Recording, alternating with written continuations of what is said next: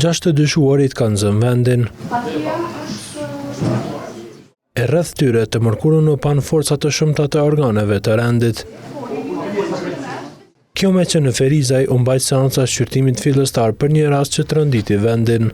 Bëhet fjalë për vrasjen e rreshterit policor Muhamet Lika në Kaçanik në prilin e vitit të kaluar. Fillimisht prokurori i rastit Ismet Ramani lexoi aktin akuzues ndaj të pandehurve për veprën penale vrasje e rënd. Në bashkëveprim me të njëjtin Rejhan Belia, me dosje dhe përgatitje paraproke, kanë privuar nga jeta tani të ndjerë rezultatin policor rreshter Muhamet Lika në atë mënyrë që derisa viktima ka përfunduar orën e punës në detyrë zyrtare dhe gjatë rrugës për në banesën e tij ishte përcjellë në vazhdimsi nga të pandehurit dhe i njëjturit deri te hira banesës së tij. Para gjykatësit u deklaruan edhe të akuzuarit.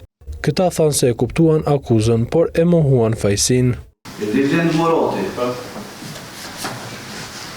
e pranon fajsin apo nuk e pranon fajsin? Ullëm. Vatan Qapa, e pranon fajsin apo nuk e pranon fajsin? Ja s'më me pranon se jam i papajshëm. Ullëm.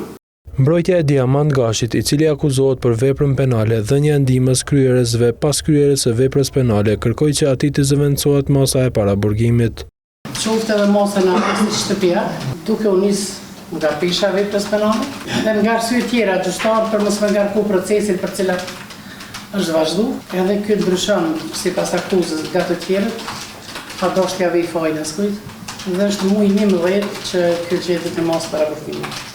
Propozim të njëjtë pati edhe avokati Musa Kongjeli për të akuzuarin Lilend Morati. Të gjitha provat janë dorëzuar në gjykatë dhe se të njëjtat edhe sikur të donte klienti im nuk mund t'i ndryshoj, nuk mund t'i asgjasoj, as nuk mund të ndikojnë në dëshmitar, sepse provat janë të siguruara.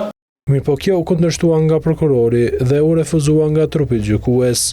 Gjykata refuzon propozimin e avokatëve mbrojtës Fëmijë Goshi Butyshi dhe Musa Kongjeli. Akuzat nga afër i dëgjuan të mërkurën edhe familjarët e të dyshuarve.